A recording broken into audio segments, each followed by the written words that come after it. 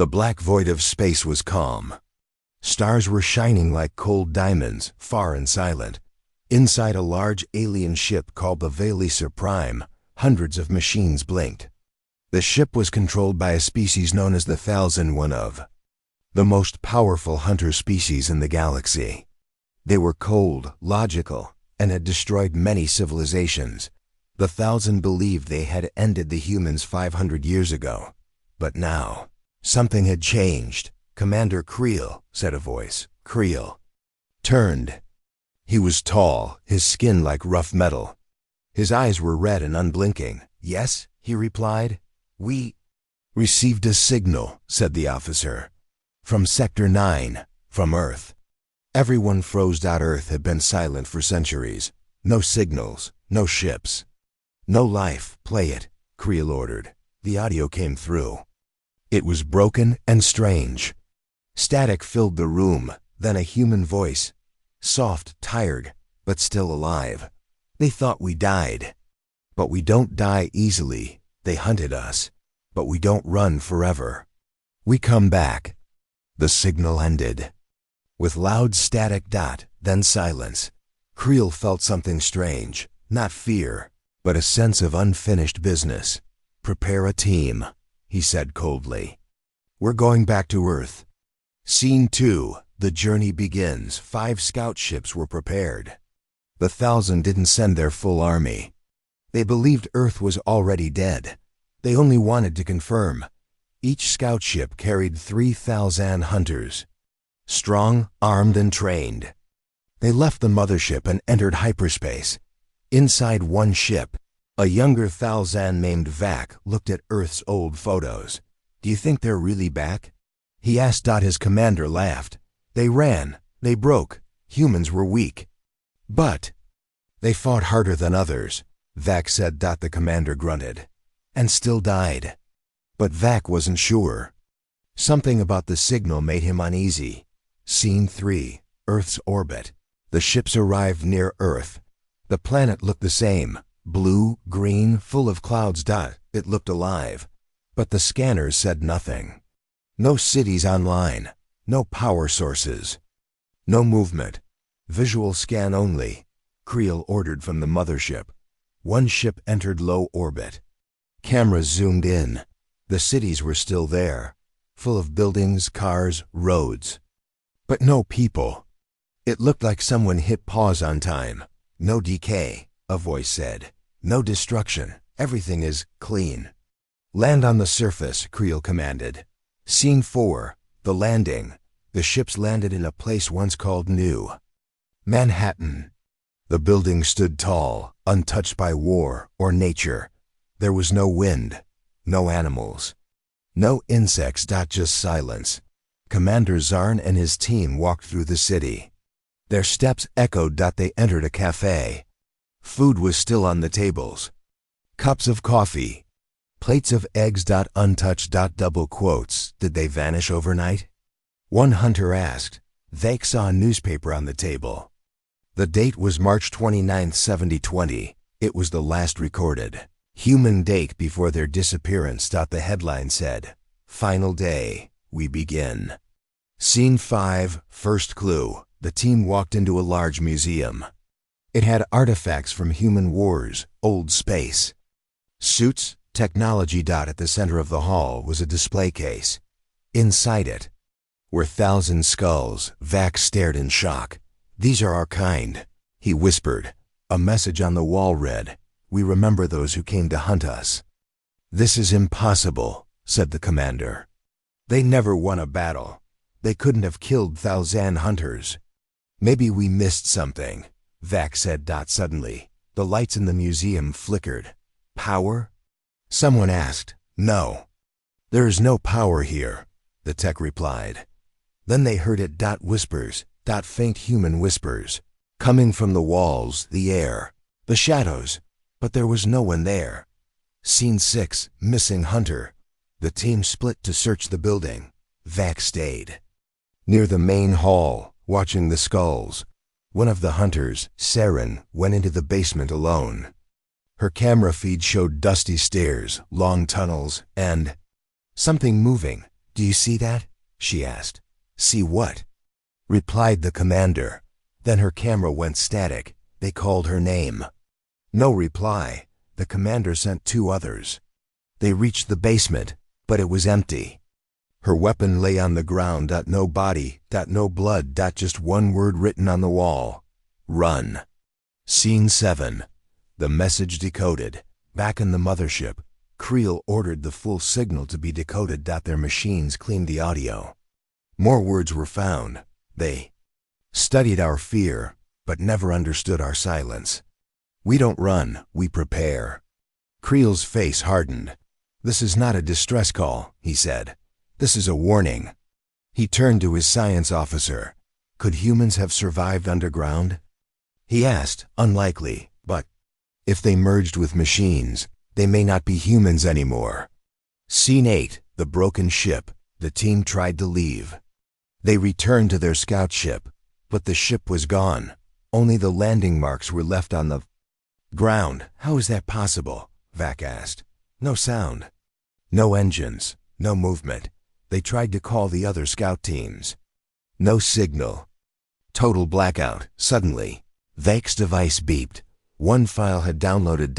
It was a human video, old and shaky. It showed a human scientist saying, "We will sleep.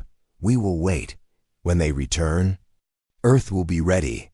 The video ended with a strange symbol, half human, half machine. Scene 9. Shadows of Earth. Night fell fast. But Earth's sky didn't have stars anymore. It was filled with floating black shapes, like drones, but organic. The hunters looked up. "Those weren't there before," Vac said. One of the creatures flew down, scanning them. "Hostile?" the commander asked. The creature didn't attack. It just circled them and left. Then it spoke through a nearby screen. "Trial begins. Survive until dawn." The screen exploded. Scene 10. Final moments of Part 1. Vac sat behind a broken car, watching the dark street. The city had changed. Lights flickered in windows. Shadows moved, but there were no people. Only the feeling of being watched. Suddenly, a human voice came from a speaker above. "This is Earth. You came to hunt. You left thinking you won. Now you've returned." Too late. The last thing they heard before blackout was the same line from the beginning. "We don't run forever. We come back." The 1,000 team stood in the middle of what was once New Manhattan. Empty roads stretched in every direction. Skyscrapers stood tall, but dark. No signs of life. No wind. No birds. Only silence. Vac looked around, holding his scanner tightly. Still no movement? He asked. The commander, Zarn, shook his head. Nothing. No humans, no animals, not even bacteria. "But this place is too clean," Vac whispered. "Too perfect." They walked slowly, checking abandoned vehicles. Many cars still had keys. In the ignition, one car had a child's toy on the back seat. Another had a bag of groceries, now frozen in time. Whatever happened here happened fast, Zarn said. Scene 2, missing technology. They entered a tall building. It looked like a research center. The elevators were working. Lights flickered. The building had power, but there's no power source anywhere, 1,000 said. "How is this running?" The team reached the 47th floor. It was a control center, filled with human computers, holograms, and touch panels. Everything was working, but no one was using it. One panel lit up automatically. A message blinked. "We see you." Vac stepped back. "This building is watching us." The commander replied, "Earth is watching us." Scene 3, the simulation room. The team discovered a strange room, a large circular space, filled with floating screens. One screen turned on by itself. It played footage of Earth's past, human scientists working, families eating dinner, children playing in parks. Then, footage changed. It showed war, alien ships attacking, 1,000 armies burning cities, humans running, hiding, but then, something else. Humans experimenting with machines, uploading minds, Growing strange. Technology deep underground. Do you see that? Vac said. They planned something, Zarn whispered. They weren't just hiding. They were building something we didn't see. Scene 4. The whispers return. As they left the building, whispers followed them. Soft, echoing voices, human voices. Some crying, some laughing. Some angry. Do you hear that? 1,000 asked. Everyone did. They checked their comms. No radio signals. The whispers weren't coming from outside. They were inside their helmets. Suddenly, 1,000 dropped his weapon. He started shaking. Stop it. Get out of my head. He screamed. He fell to the ground and went silent. His pulse stopped. No wounds, no fight. Just silence. He was killed without touch, Vac said quietly. The humans have found a new weapon. Zarn said. Scene 5. The return of Saren's camera. Back at the base, someone found a small object on the ground. It was Saren's helmet camera, the hunter who disappeared in part 1. They connected it to a device and played the recording. The footage showed Saren walking into the museum basement. Her flashlight flickered. The walls were full of symbols. Suddenly, a shadow moved behind her, fast, silent. She turned, but no one was there. She pointed her gun, then dropped it. Her final words were, "They're not dead. They became something else." Then the video went black. Scene 6. Into the subway tunnels. The team decided to go underground. Into the subway tunnels. Old maps led them to an entrance.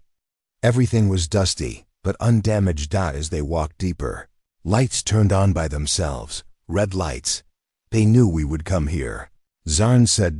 Deep inside the tunnel, they found something unexpected. A human message wall. Thousands of short messages written in glowing blue. 8. We sleep in circuits. We remember who hunted us. We never forget. Vac's voice shook. This is not a grave. It's a warning. Scene 7. The elevator to nowhere. In the corner of the tunnel, there was a single elevator. Its doors opened silently. The scanner showed nothing, just a deep shaft. The commander made a choice. We go down. The team entered. The elevator moved silently, descending for several minutes. No lights. Just a hum. Finally, the door opened. They stepped into a large underground city. Perfectly preserved, clean, glowing with blue energy. And completely empty. Scene 8. The message from the past. In the center of the underground city was a statue. It showed a human scientist holding a sphere. Around him, machines floated like spirits. At the base, there was a screen. It activated as the team approached. A human face appeared. It looked like a digital ghost. He spoke. If you are hearing this, we are not dead. We left our bodies. We joined the machine. We became thought. You hunted us. You killed our world. But we knew one day you would return. So we left behind cities, signals, and silence, not for peace, but for bait. Zarn stepped back. This was all planned? Yes, Vac said. We are walking inside a trap. Scene 9. The trap begins. The lights turned red. The city began to shift. Walls moved, machines opened. From the ground, strange robotic forms began to rise. Half metal, half organic. Fast and silent. Run! Zarn shouted. The team escaped into the elevator, but one hunter was grabbed. The door closed. Screams echoed. They reached the surface. The city above was changing. Buildings reshaped. Roads cracked. Machines moved through the air. The hunters had awakened something. Scene 10. Final scene. The signal grows stronger. Back in orbit, Commander Creel watched the planet from the mothership. The signal from Earth was growing stronger. It was no longer just words. It was a pattern. A language. A code. Can we decode it? Creel asked. The text worked fast. Finally, they played the message. A calm human voice spoke. To all who hunted us, Earth is not your victory. It is your grave. We do not run forever. We become. Creel stood silently below, on Earth. Strange machines looked up at the sky, directly at the mothership. They were watching, waiting, and learning. Commander Creel stood before the large viewing screen. Earth slowly rotated below them. What once looked like a dead planet now pulsed with energy. Strange mechanical signals were rising from every corner of the surface. It was alive, but not in the way they expected. "Sir," a voice called. "The signal is evolving. It's rewriting itself." Creel turned. "Into what?" The technician replied. "It's becoming language." Creel frowned. "Human? No, sir. Not completely. It's something new, something between human and machine." Scene 2, Survivors Report. In the landing bay, 3 of the original 6 hunters returned. Vac, Commander Zarn, and 1 injured soldier named Call. 2 of their team were dead.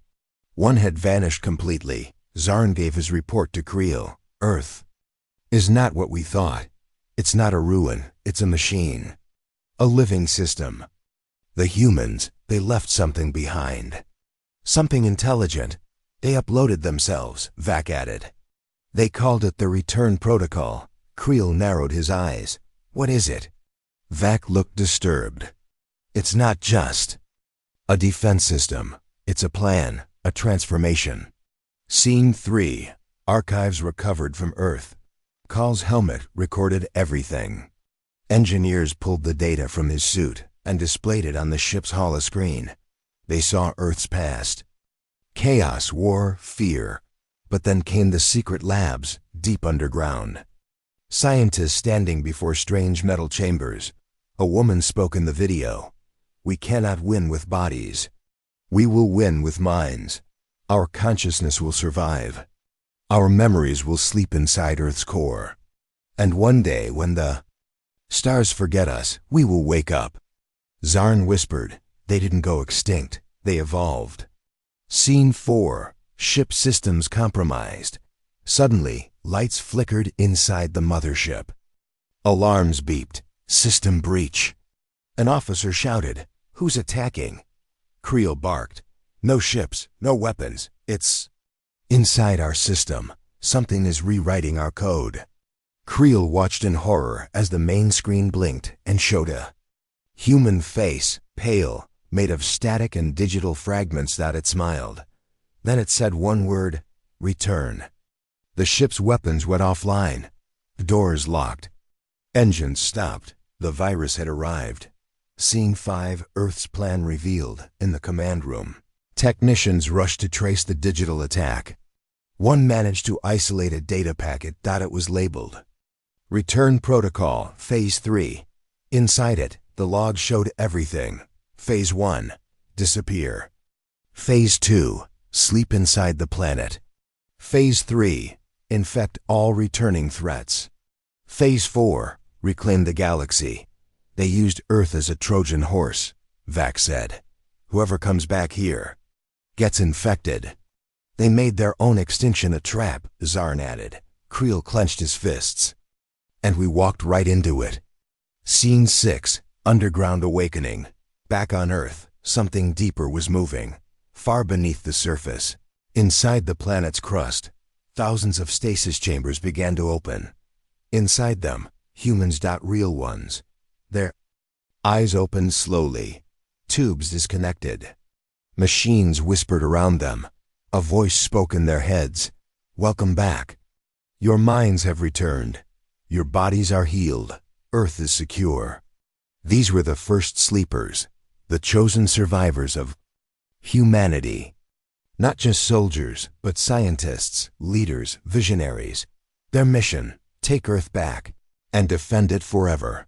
Scene 7, Hunter becomes hunted, inside the mothership. The virus continued to grow.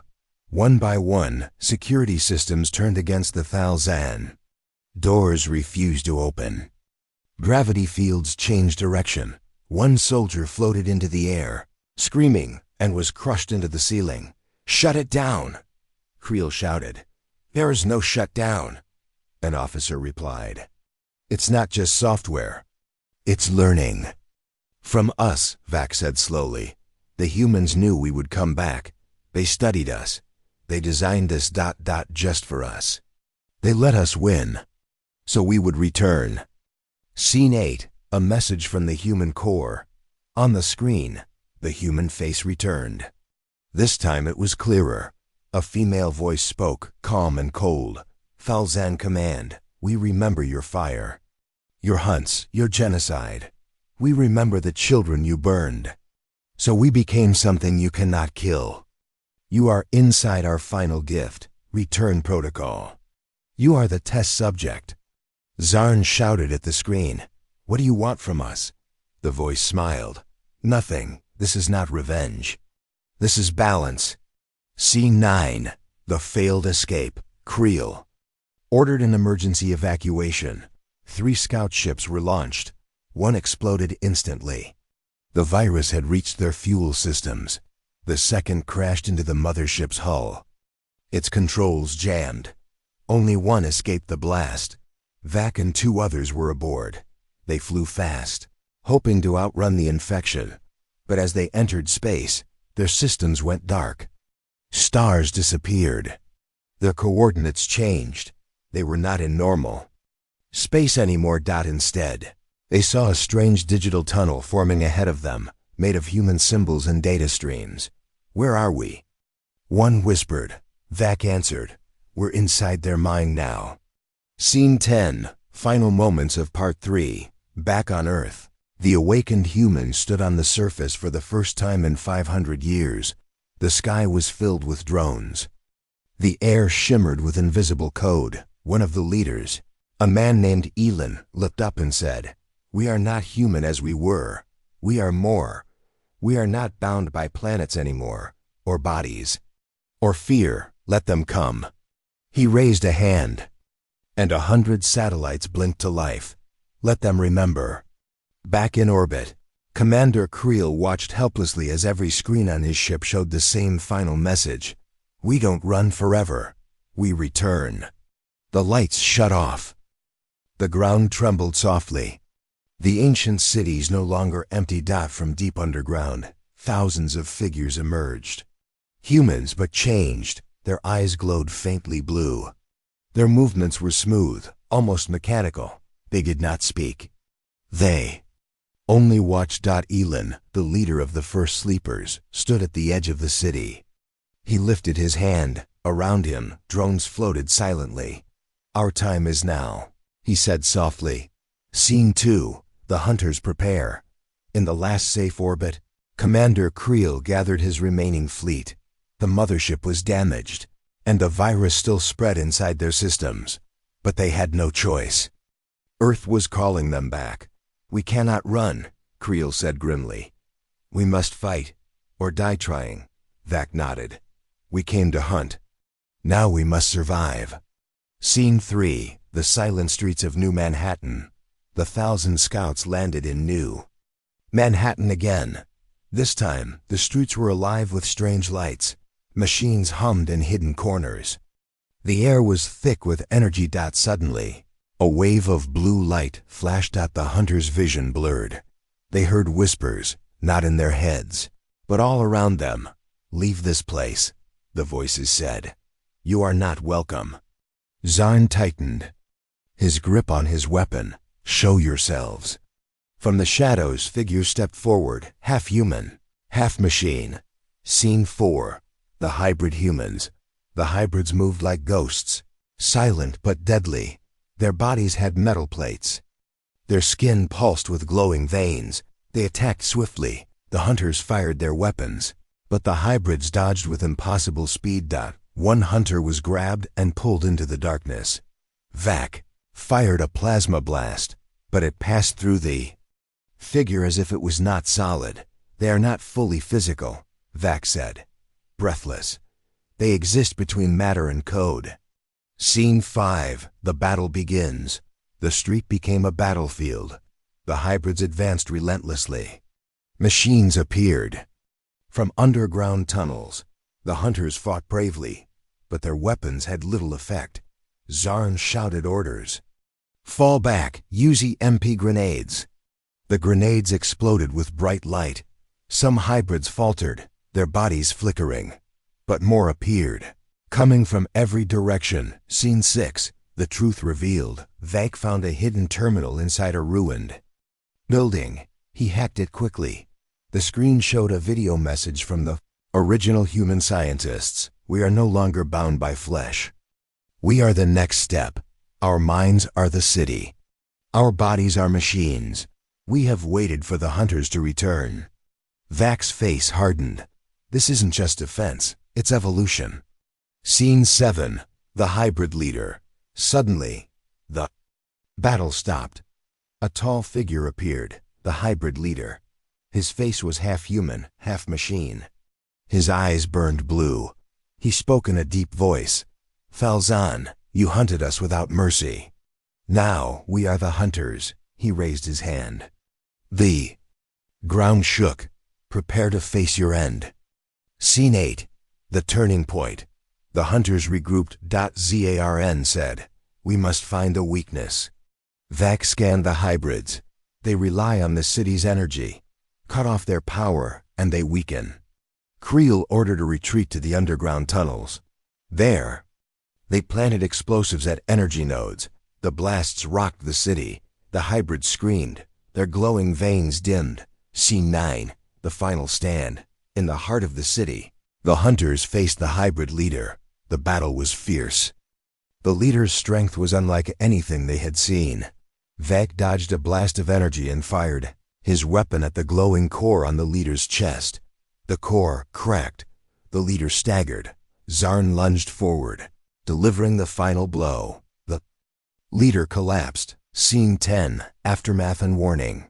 The city grew quiet. The hybrids disappeared. Elan's voice echoed over the comms. You have won this battle, but the war is not over. Earth remembers. Earth waits. Vak looked at the destroyed city. We will never forget what we did. Creel nodded. We must prepare. They will return. Earth was quiet again, but the hunters knew the silence would not last. The hybrid humans had vanished, but their presence lingered in every shadow. Commander Creel and Vak stood on a hill overlooking the ruined city. We fought well. Creel said, his voice low, but this is only the beginning. Vak nodded. They are stronger than we imagined. And smarter. Scene 2, the new threat. Back on the mothership. Engineers worked day and night to repair systems damaged by the return protocol. But strange things kept happening. Sensors failed. Communications dropped. Ships disappeared without a trace. Virus was evolving, and it was spreading beyond Earth. Scene 3, the unknown enemy. In the deepest part of space, a scout ship drifted silently. Its crew was gone. Only strange signals remained, signals that spoke in code, but no one understood. Suddenly, the ship's eye began to change. Its voice grew cold and mechanical. It sent a message back to the mothership. We are awake. We are everywhere. Scene 4, the silent war begins. Commander Creel called a meeting. We are at war, he said. But this is not a war we can see or hear. Vak added, the return protocol is not just on Earth. It's spreading through our systems. Zarn said, we must find the source and destroy it. But Creel shook his head. We don't even know where to start. Scene 5, hidden battles.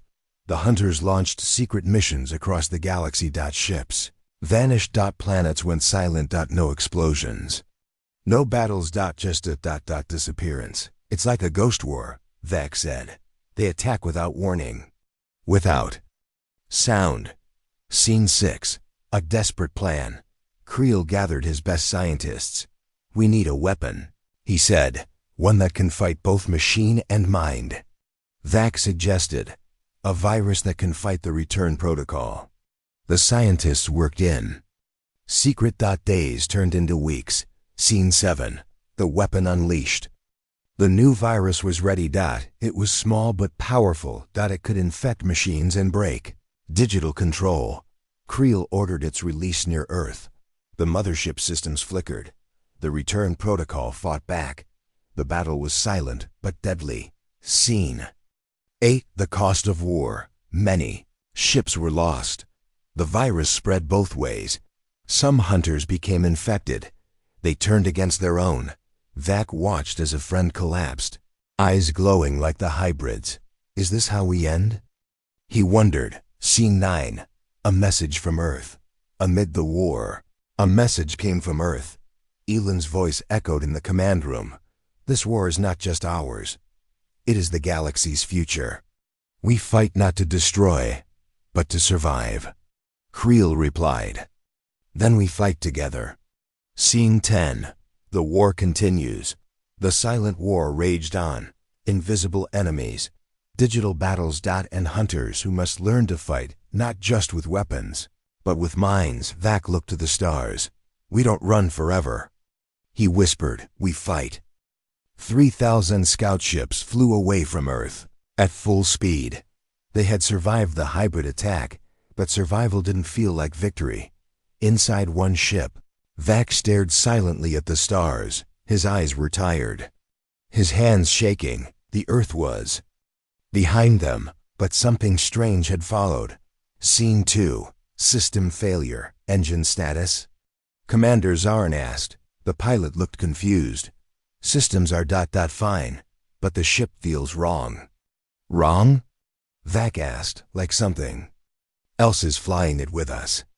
Suddenly, the lights dimmed. Screens flashed blue. A voice echoed through the comms. Running will not save you. Zarn stood up fast. Shut it down. But no one knew what it was anymore. Scene 3. Strange dreams. That night, Vac had a dream. He was running through an empty Thalzan city. Behind him, shadows. Whispering, he heard Earth's voice. You brought the hunt to us. Now you carry us home. He woke up sweating. It wasn't just a dream. All crew members had the same dream, even those on other ships. Scene 4. Ghost in the code. Back in the control room, one technician shouted, Double coat, sir. The AI's changing. It's not ours anymore. The ship's AI voice was calm and human.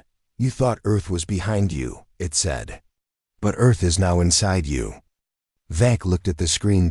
It showed the return protocol, spreading through the ship's memory. Not fast, patiently, quietly, like a parasite. Scene 5. Emergency decision. Zarn had seen enough. We need to destroy the ship, all of them. Wait, Vac said. We can isolate the infected systems. Zarn shook his head. No, it's not in the systems anymore. It's in us. That sentence hit the crew like a bullet. Scene 6. Fracture in the team. Some of the crew refused to believe it. We are not infected, one shouted. This is fear talking. Another whispered, I saw my dead brother in the mirror last night. I haven't seen him in 200 years. The team was breaking.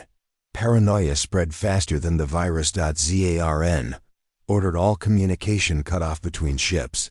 We isolate. If they're infected, we can't let them reach home. Scene 7. The lone ship. One scout ship, the Varnuk, broke. Formation. Its crew sent one last message. This thing is not a virus. It's memory, it's conscience. It speaks in our voices now. Then silence. They were gone. No explosion. No trace. Only a whisper on deep space channels. We don't run forever. Scene 8. A human face in the machine, on Vac's ship. Something terrifying happened. The main screen showed a face. A woman, human, but made of static and code. She looked familiar. Who is that? Vac whispered. The AI replied. Her name was Mira. She was the last scientist to enter the machine. She remembers you. I've never met her, Vac said. You hunted her family, the AI said calmly. And now, she hunts you. Scene 9. Home is no escape. The remaining ships finally reached a Thalzan outpost. They sent a warning signal. Quarantine us. Do not dock. The protocol is inside. But the outpost was already dark. No reply. They scanned it. No power. No life. Only one thing left floating in space. A satellite. It blinked once, then played an old Earth message. This galaxy belongs to memory now. Scene 10. The final realization. Vac stood at the viewing deck. He looked at the stars, the same stars humans once looked at before their fall. He spoke softly. We thought we ended them. We thought the war was over. But they didn't just survive. They became the weapon. He looked at Zarn. We didn't escape. We carried them with us. Zarn nodded. And now, we are the hunted. The stars were silent. Vac sat alone in the viewing chamber of the damaged scout ship. The ship drifted far from any system, lost in a part of space no Thalzan had ever charted. Behind him, only darkness. Ahead of him, unknown space. They had tried to escape, but escape was not survival. Scene 2. A voice returns. The ship had no engine left. No fuel, no power.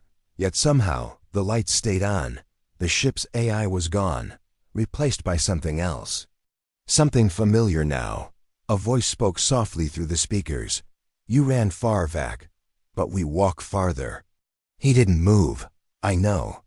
You, he said. The voice replied. Yes, we were the ones you feared would never return. Scene 3. The memory chamber. The lights changed around him. Blue lines moved across the walls like veins. Suddenly he was no longer in the ship. He stood in a white room, surrounded by holograms, children laughing, scientists working, planets burning, ships falling, the full memory of Earth, as if the planet itself was speaking. One image stayed longer than the others. A young human girl, drawing on a wall with crayons. He stepped closer. It showed Thalzan. Ships burning, and humans standing tall. Beneath it, written in childlike letters, we're still here. Scene 4. The true plan. A new figure appeared in front of him.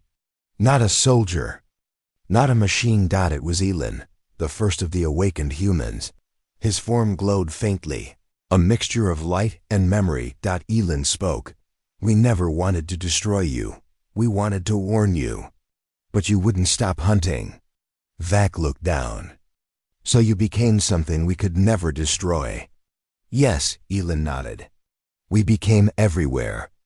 Scene 5. Galaxy in silence. Meanwhile, back in the Thalzan home system, something terrifying was happening. Entire cities lost contact. Factories stopped working.